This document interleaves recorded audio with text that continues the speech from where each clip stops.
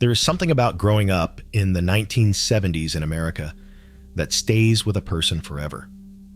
The orange shag carpet underfoot, the smell of a freshly opened pack of baseball cards, the freedom of summer days that stretched until the streetlights came on. If someone grew up then, they carry those memories like a secret language only their generation understands. This was a time when America was changing. Vietnam was ending, Watergate was unfolding, and the country was questioning everything it once believed. But for kids growing up in the 1970s, none of that mattered as much as Saturday morning cartoons, backyard adventures, and the simple joy of a popsicle on a hot summer day. This was the decade that gave us Star Wars, Atari, disco, and a childhood that seems almost impossible by today's standards. Kids roamed neighborhoods unsupervised. Families gathered around one television. Summer meant months of unstructured freedom. The world felt both smaller and more adventurous. Let's walk through what growing up in the 1970s in America actually felt like. Some of this might bring back memories so vivid they surprise you. Some of it might explain why that generation looks back with such fondness. Let's step into that world. The house you grew up in, the home of a 1970s childhood, had a very specific look. Harvest gold, avocado green, and burnt orange covered everything. The kitchen appliances, the bathroom tiles, the living room furniture. These earth tones dominated American homes throughout the decade. Shag carpeting was everywhere. Deep, thick carpet came in colors from burnt orange to forest green.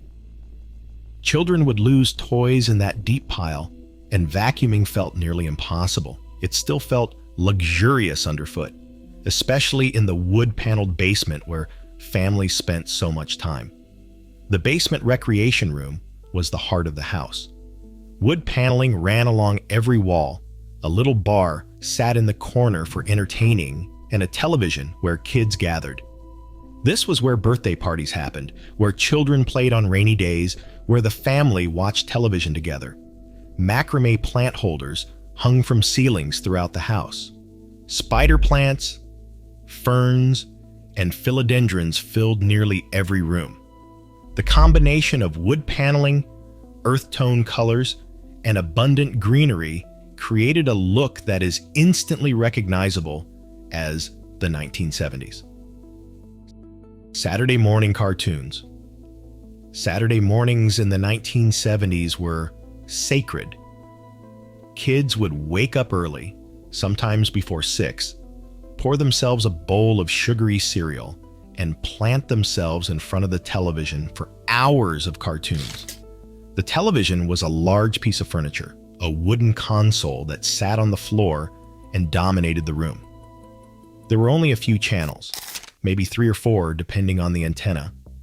There was no remote control in most homes. Changing the channel meant getting up and turning a dial.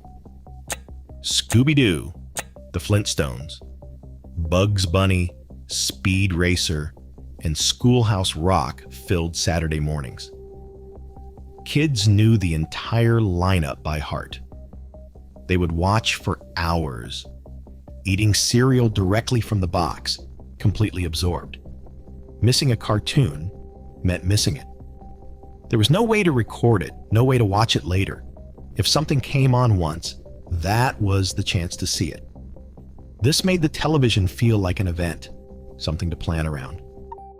The freedom of childhood, growing up in the 1970s, meant a kind of freedom that seems almost unimaginable today. Kids would leave the house after breakfast and not return until dinner. Parents had no way to reach them. There were no cell phones, no way to check in. The rule was simple: be home when the streetlights come on. Until then, kids roamed. They rode bikes for miles. They explored woods and creeks. They played in backyards and empty lots. They knocked on friends' doors to see if they could come out. Nobody wore helmets while riding bikes. Kids rode in the back of pickup trucks. Station wagons had rear-facing seats where children would sit and wave at cars behind them. Seatbelts existed but were rarely used, stuffed down into the seats and forgotten. This was not neglect.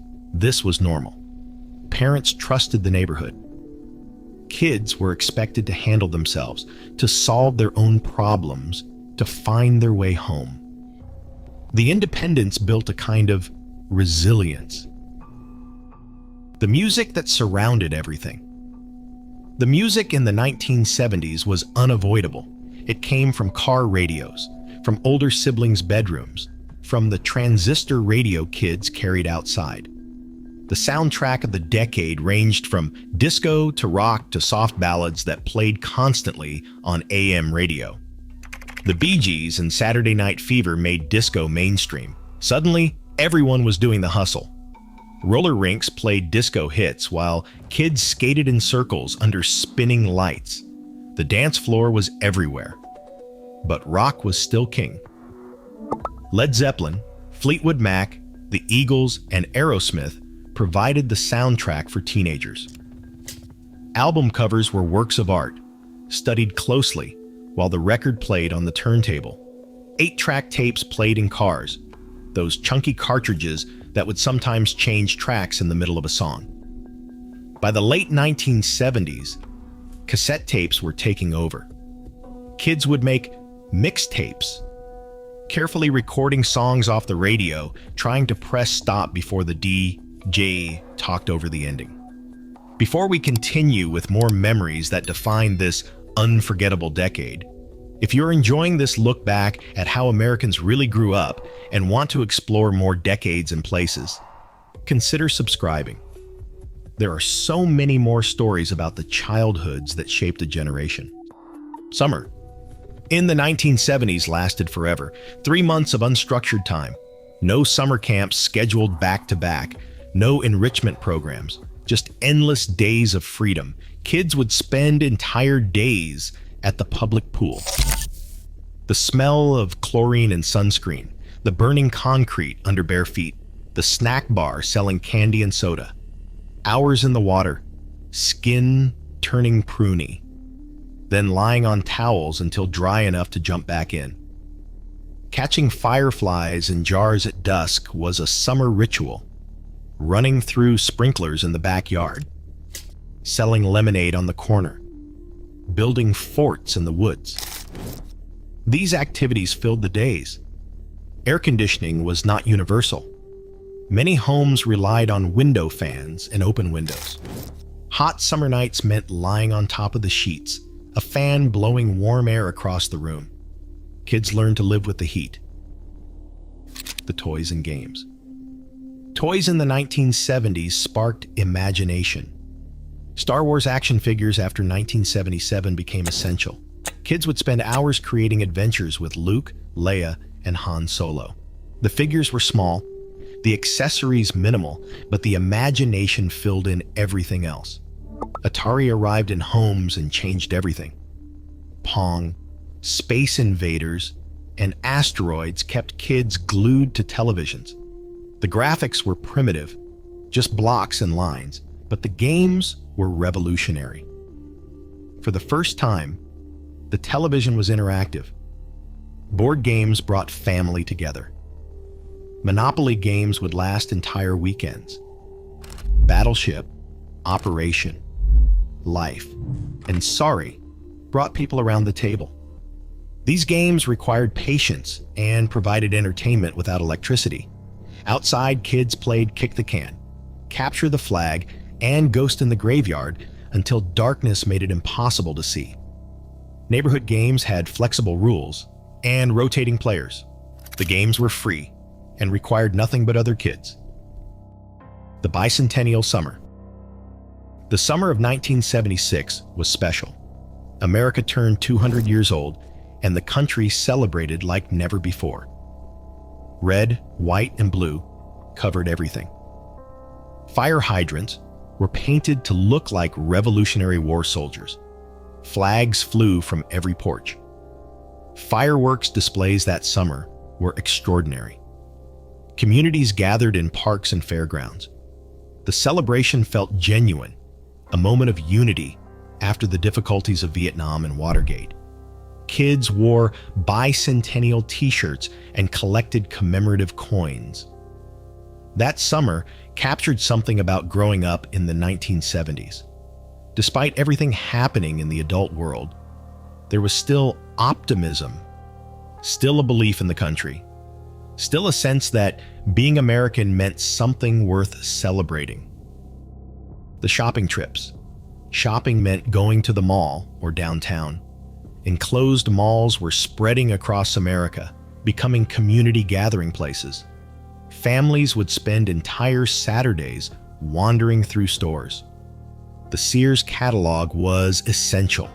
Thick books arrived twice a year, filled with everything from clothing to appliances to toys. Kids would circle items they wanted for Christmas, and they spent hours studying the toy section. 5 and dime stores like Woolworth's had lunch counters where families could sit on spinning stools and order grilled cheese sandwiches. These stores sold everything cheaply, from goldfish to school supplies. What defined growing up then? What made growing up in the 1970s in America unforgettable was not any single thing. It was the combination. The freedom to roam, the simplicity of entertainment, the way families gathered around one television, the neighborhoods where everyone knew each other. The decade had its challenges. The economy struggled. Gas lines frustrated parents. The news showed difficult things. But for kids growing up then, those concerns existed at the edges. The center of life was riding bikes, watching cartoons, and playing outside until dark. The world was smaller then. Kids knew their neighbors. Communities felt connected. There was less to distract, which meant more time for imagination. A cardboard box could become a spaceship. An empty lot could become a battlefield. Boredom sparked creativity. For those who grew up in the 1970s, those memories remain vivid. The smell of Play-Doh, the taste of Tang, the sound of the ice cream truck coming down the street. These sensory memories transport people back instantly to a time that felt golden even when it was happening. The children of the 1970s carry that decade with them. The freedom, the simplicity, the sense that childhood was a separate world with its own rules. For those with memories of this remarkable era, there is always more history to explore.